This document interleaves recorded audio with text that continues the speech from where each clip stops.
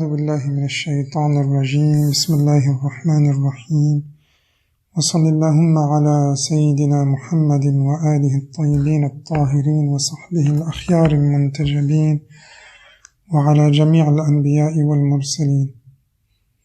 السلام عليكم جميعا ورحمة الله وبركاته.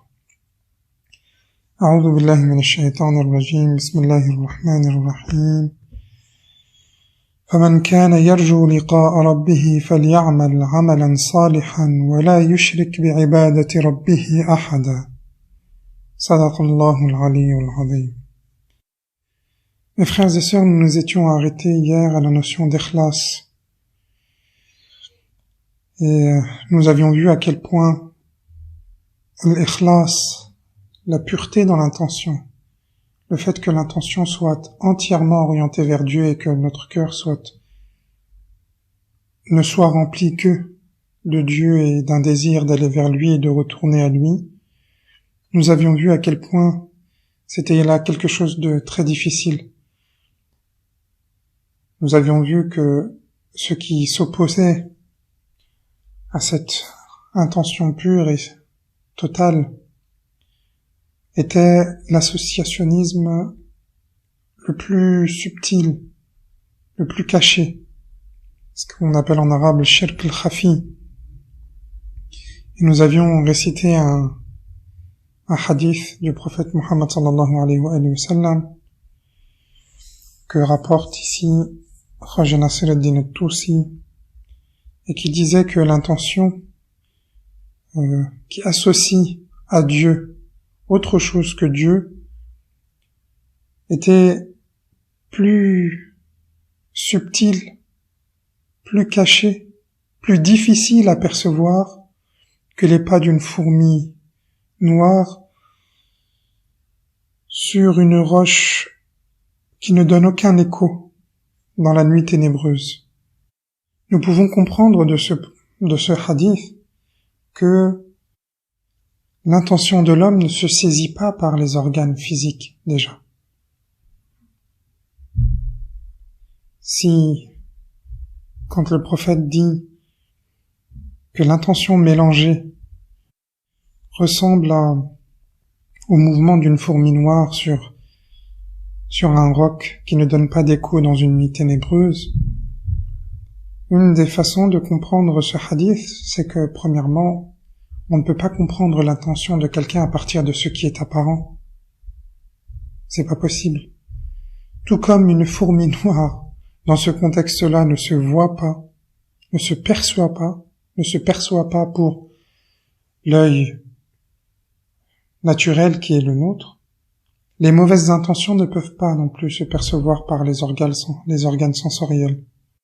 Tout d'abord parce que l'intention n'est pas quelque chose qui relève du monde de la matière, du monde matériel.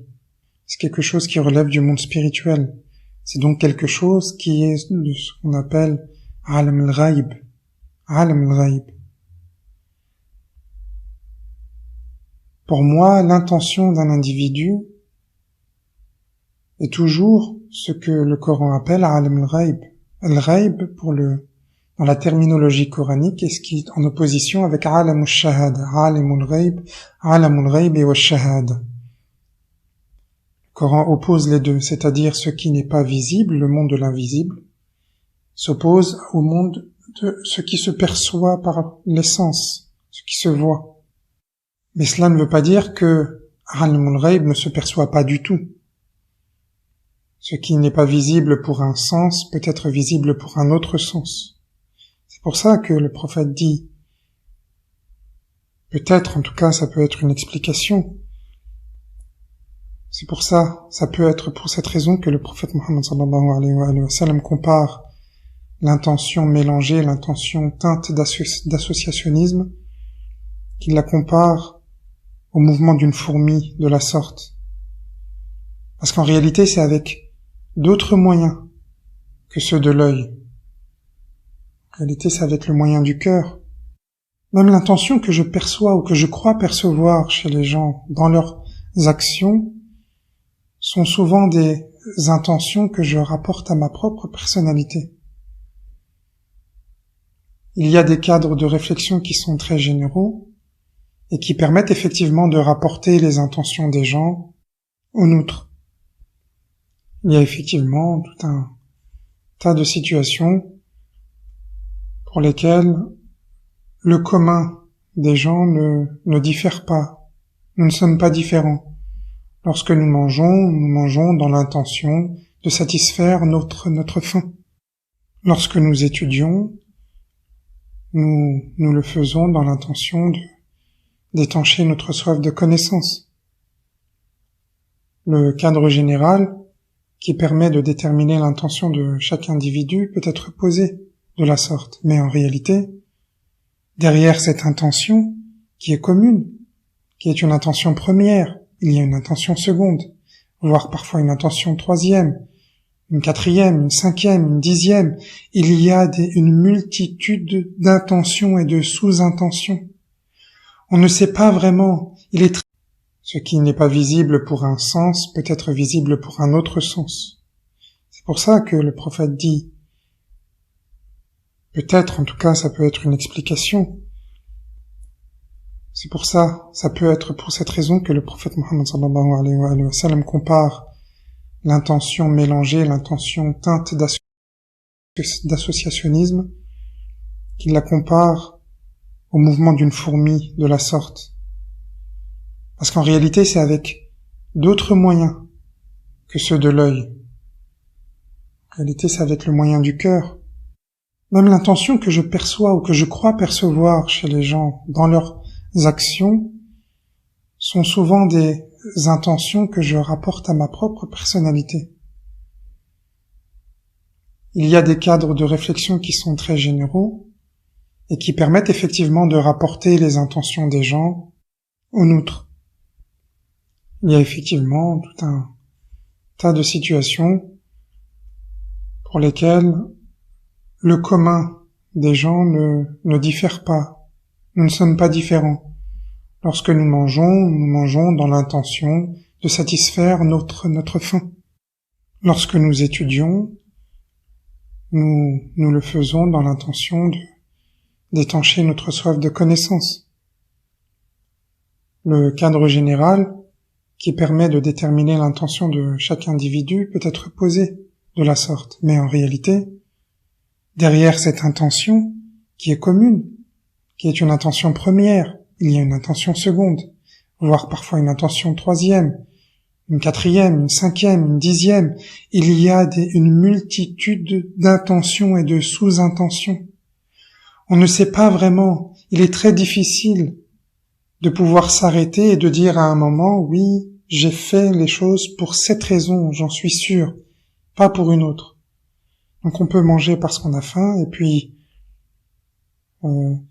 cette faim et le fait d'avoir mangé peut être un moyen pour nous de devenir plus forts, et peut-être de devenir plus forts pour aider les gens, ou peut-être pour faire du mal à autrui, etc. Notre soif de connaissance elle-même, peut-être une soif de connaissance parce qu'on souhaiterait tout simplement savoir ce qu'il y a, connaître la vérité, tout comme on pourrait le faire parce qu'on est jaloux de quelqu'un d'autre qui lui sait.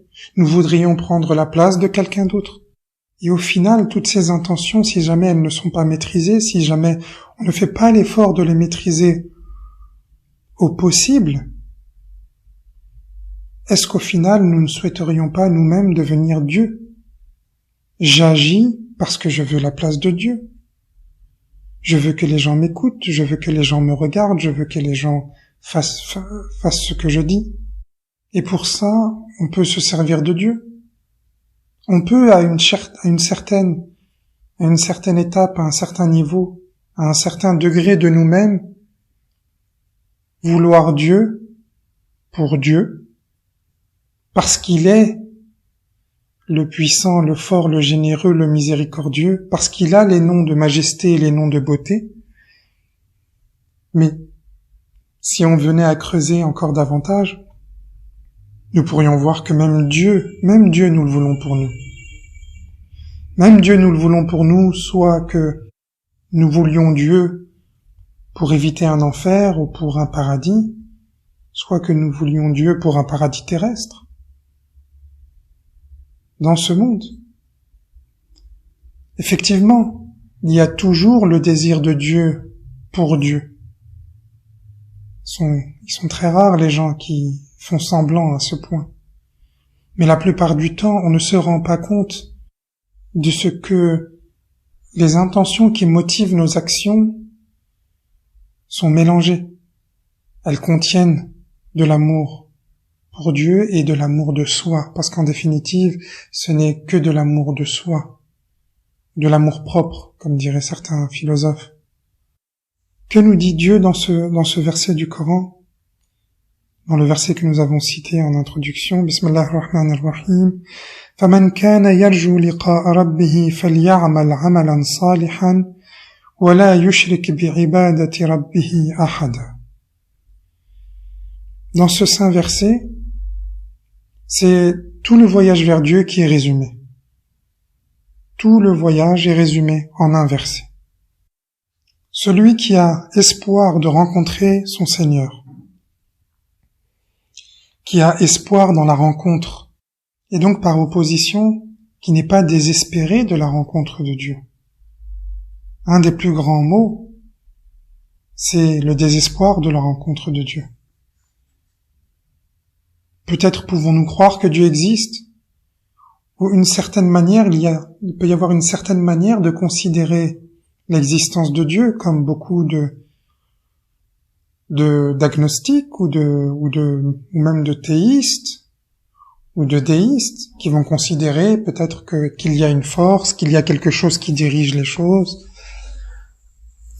qu'il y a un être forcément suprême, quelque chose de supérieur, mais qui ne pense pas dans la rencontre avec Dieu, qui ne pense pas la rencontre avec cet être supérieur.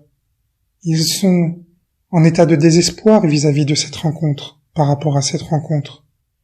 Ceux-là ne peuvent pas entamer le voyage. Ils n'ont pas la vision de Dieu, la conception de Dieu, qui leur permette une croyance juste. Parce que la croyance juste implique l'espoir de la rencontre. فَمَنْ كَانَ يَرْجُو لِقَاءَ رَبِّهِ فَلْيَعْمَلْ عَمَلًا صَالِحًا. Celui qui a espoir dans la rencontre avec son Seigneur, de rencontrer son Seigneur, qu'il fasse une bonne action. فَلْيَعْمَلْ عَمَلًا صَالِحًا. Une bonne action. De mémoire, je crois que c'est dans Junud al-Aql wal-Jahl. L'imam Khomeini, rahmatullahi alayh, en faisant un exégèse de ce verset, se demande pourquoi Dieu dit-il amalan salihan, une bonne action. Il ne dit pas qu'il fasse des bonnes actions, il ne dit pas a'mal saliha. Il ne dit pas l'action bonne, dans le sens où il utiliserait le genre, le bon, la bonne action. Non pas pour signifier l'unité, mais pour signifier le genre. Non, il prend véritablement le terme qui indiquerait une quantité, et cette quantité c'est une seule action, une seule bonne action. Amalan salihan. D'après mes souvenirs, l'imam dit qu'il faut comprendre ce que c'est que cette bonne action avec la suite du verset. Wala yushrik bi'ibadati rabbihi ahada. Et qu'il n'associe dans l'adoration de son Seigneur personne, aucun être. Que son adoration soit totalement vouée à son Seigneur.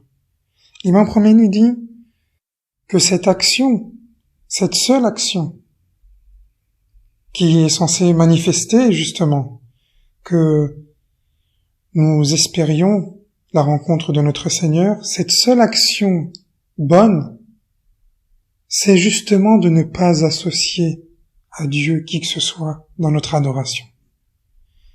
Mais qu'est-ce que notre adoration? Qu'est-ce que l'adoration? Est-ce que l'adoration c'est simplement ma prière? Non, nous l'avons déjà vu. L'adoration peut être continuelle. Elle peut se manifester à chaque instant de nos vies. فَمَنْ كَانَ يَرْجُو لِقَاءَ رَبِّهِ فَلْيَعْمَلْ عَمَلًا صَالِحًا وَلَا يُشْرِكْ بِعِبَادَةِ رَبِّهِ أَحَدًا. Une seule bonne action. cela tendrait à montrer que réussir à n'associer personne à Dieu, ne serait-ce qu'une seule fois dans nos vies, un seul instant dans nos vies, c'est là quelque chose de difficile. C'est là quelque chose de très difficile. Ô combien ce verset du Coran est en adéquation avec le hadith du prophète Mohammed sallallahu alayhi wa sallam, qu'il y a dans l'écrasante majorité des cas de nos intentions quelque chose que l'on associe à Dieu. Un motif autre que Dieu qui s'associe à Dieu. Nous pouvons encore dire autre chose de ce verset, c'est que la foi seule ne suffit pas. Il dit, si celui qui a espoir dans la rencontre de son Seigneur, que doit-il faire? Il doit commettre une bonne action. Il doit commettre une bonne action. Il ne peut pas simplement rester assis et parler à Dieu et lui dire, Ya Allah subhanahu wa ta'ala, subhanak ya Allah, je crois en toi, je t'aime, je cherche à te retrouver, et c'est tout. Non, c'est pas possible. Celui qui a espoir dans le retour, celui qui souhaite vraiment le retour, qu'il fasse une bonne action. Une. C'est-à-dire qu'il fasse une bonne action qui soit couplée avec une adoration pure de tout associationnisme. Une seule. Cette unique action est censée montrer, manifester que nous espérons le retour vers Dieu. Une seule action. Cela aussi est censé montrer à quel point nous devons faire des tentatives, essayer, tenter, retenter, parce qu'en fait, avec toutes les actions que nous mènerions dans nos vies, il se peut véritablement qu'une seule action de ce type ne voit jamais le jour. Une seule. Tout ce que j'ai fait durant toute ma vie, il est possible que durant toute ma vie, j'ai agi sans jamais n'avoir agi véritablement pour Dieu. C'est quand même quelque chose de très fort, de très dur. Mais il faut en être conscient. Il faut en être conscient, parce que si on n'en est pas conscient, on ne peut pas inverser la tendance. C'est pour ça également que Khaja Nasiruddin al-Tusi, rahmatullahi alayh, donne ensuite un hadith. Un hadith qui se trouve dans le Kafi de Kulayni, rahmatullahi alayh. Il dit,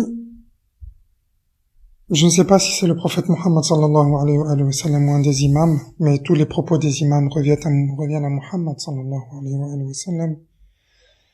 Man akhlasa lillahi 40 sabahan, ظهرت ينابيع الحكمة على لسانه وبالله العصمة.